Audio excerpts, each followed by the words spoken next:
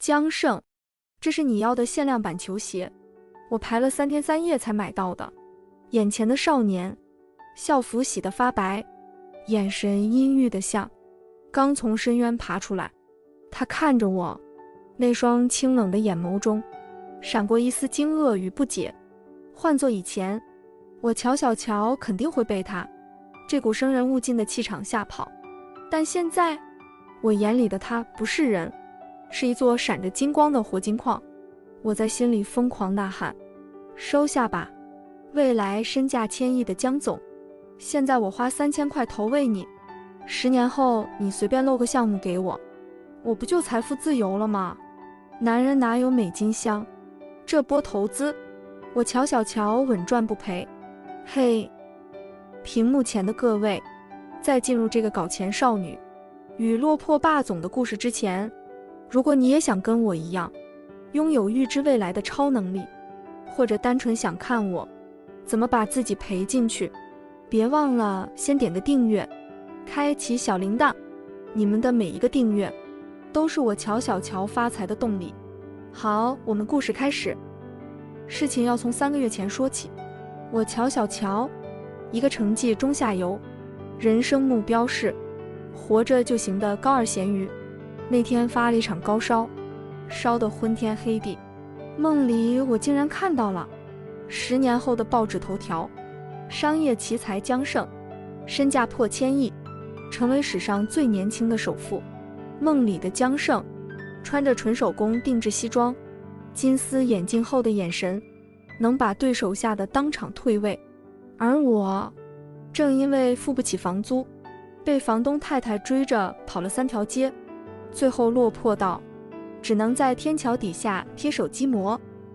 醒来后，我抹了一把口水，转头看向教室角落那个正在啃干冷馒头的江胜。他现在穷得响叮当，父母双亡，寄人篱下，性格孤僻得像块冰。我脑子里瞬间弹出了一个公式：现在的低价买入乘以温情投喂，等于未来的高额分红。这不是谈恋爱，这是天使轮投资啊！于是我开始了我的卑微投资人日常。每天早上我都要提前半小时起床。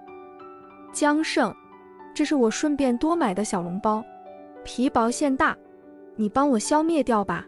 江胜抬头看我，眉头微蹙：你每天都多买？我干笑2声：对啊，我这人算术不好，经常算错食量，你多吃点长点肉，脑袋才转得快。其实我心里在滴血，这小笼包5块钱一笼啊。江总，你吃的是包子吗？不，你吃的是我的期权。为了增加投资成功率，我还得兼职学霸。江胜因为打工没时间整理笔记，我就每天熬夜，把所有的重点用彩色笔画的跟彩虹一样。当我把笔记递给他时，我深情款款地说：江胜，我希望我们能一起考上好大学。内心喊着：大佬，你可千万不能辍学去搬砖啊！你要是不上大学，我的1000亿帝国谁来盖？赶快去学金融，去学代码，去制霸商界。在江胜眼里，我大概是一个爱他爱到失去自我的疯女子。有一次，江胜在放学路上被几个小混混拦住讨债，我二话不说，抄起路边的扫帚就冲了进去。谁敢动我的项目，不动我的同学。我挥舞着扫帚，虽然腿在打抖，但想到那1000亿，我勇气值瞬间爆表。最后我用存了半年的零花钱替他还了债。那晚夕阳把我们的影子拉得很长。江胜低着头，声音沙哑的不像话：乔小乔，为什么对我这么好？我不值得。我拍拍他的肩膀，一脸正气：这世界上没有值不值得，只有愿不愿意。你是最优秀的，江胜，我看好你。其实我想说的是，大佬，这笔债算我借你的，年化利率我就收你20%，好不好？以后记得还我一栋别墅就行。江胜看我的眼神彻底变了，那是一种混杂了自我怀疑、感动以及某种危险情愫的眼神。但我当时正忙着算账，根本没注意到。后来学校传出了风言风语，说乔小乔疯了，放着大把富二代不理，偏偏去倒贴那个穷小子。我的闺蜜拽着我的耳朵问：小乔，你是不是被下降头了？你看上他哪点了？我神秘一笑，眼神深邃。我上看他的资产负债表，下看他的现金流量表，远看他的发展前景图。你不懂，这叫长线布局。闺蜜听得一愣一愣的，最后得出结论：乔小乔爱疯了，这辈子估计都离不开江胜了。为了维持这个深情人设，我甚至还写过情书。当然，情书的内容全是从网上抄的，什么你是我生命里唯一的光，遇见你我才懂得了活着的意义。江胜收到信后，整整3天没跟我说话，我以为他嫌我肉麻，结果第4天，他塞给我一个洗得干干净净的红苹果。乔小乔，他叫我的名字，声音清冷中带着一丝不易察觉的温柔。我会努力的。我开心地咬了一口苹果，对，就是这股劲，努力搞钱，大佬。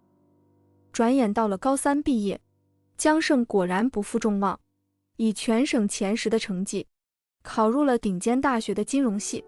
在他拿到通知书的那天，我仿佛看到无数的钞票在向我招手。但随着年龄增长，江胜这颗原始股长势实在太诱人了，它长开了。以前是阴郁少年，现在是高冷男神。走在大学校园里，无数女生想要找他拿微信。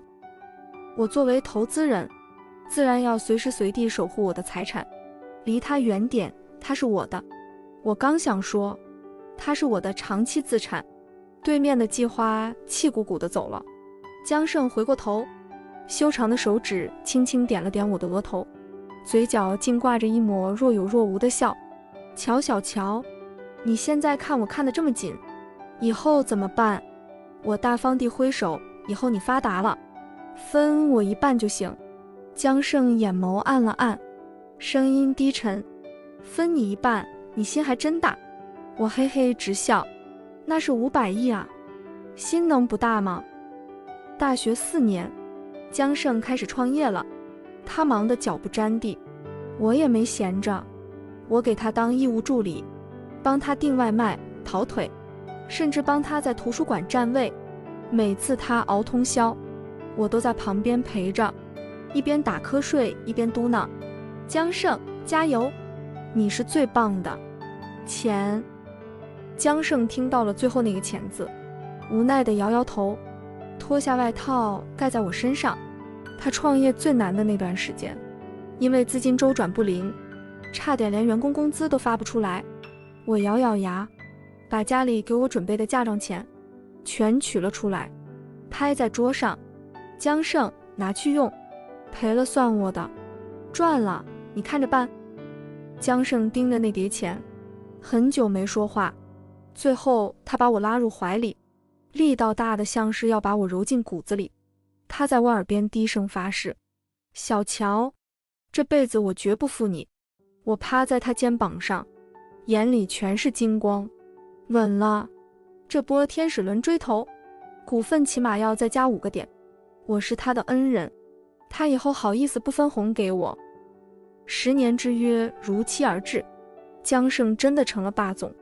江氏集团的摩天大楼在市中心拔地而起，他在财经杂志上的照片帅得天理难容。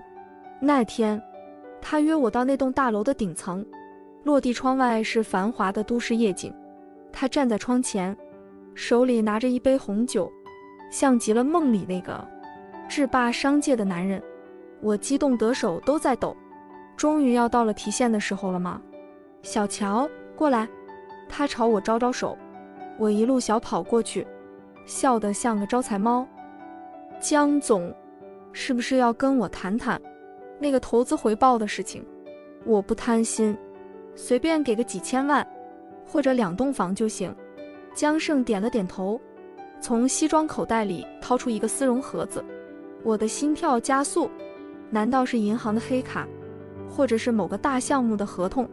咔嗒一声，盒子打开了，里面不是黑卡，是一枚钻戒。这钻戒大的差点闪瞎我的狗眼。江胜单膝跪地，眼神炽热而虔诚。小乔，这10年，谢谢你一直在我身边，你是我最艰难时的光，也是我成功的唯一动力。嫁给我好吗？我当场石化，脑子里那个搞钱公式瞬间崩裂。等等，江胜，你是不是误会了什么？我语无伦次的挥手，我对你好，是因为我发过一个梦。江胜挑眉，梦我干脆豁出去了，竹筒倒豆子一般全说了。我梦见你会变得很厉害，会变得很富有，所以我才去抱你大腿的。我买球鞋，送包子，替你还债，全都是为了投资你啊！我是想等你发财了，随便给我几千万花花，或者是让我去你公司挂个闲职领高薪。我没想过要当总裁夫人啊！空气安静了，死一般的安静。江胜手里的钻戒盒颤抖了一下，他的脸色从温情脉脉迅速切换到了商场上的那种冰冷，随后他竟然气笑了。所以乔小乔，你这10年来对我的温柔，全是在计算我的市值。我缩着脖子小声嘟囔，其实也有点真感情的，毕竟你长得这么帅，我也不亏。江胜站起身，一步步把我逼到墙角，双手撑在我身侧，笑得危险至极。投资人是吧？想分红是吧？想领高薪是吧？我狂点头。好。江胜低头咬了一下我的耳垂，声音沙哑的在我耳边回荡。但我这人做生意向来不喜欢给现金，既然你投资了我的整个人生，那我就把自己赔给你。从今天起，你是江氏集团唯一的老板娘，所有的资产都归你，包括我，但你得负责我的一辈子，少1天，少1分，少1秒，都不算分红。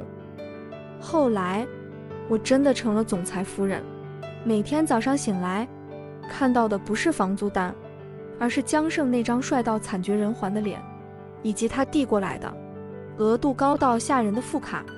我坐在花园里喝着下午茶，看着新闻报道，江氏集团市值再创新高，不由得长叹一口气。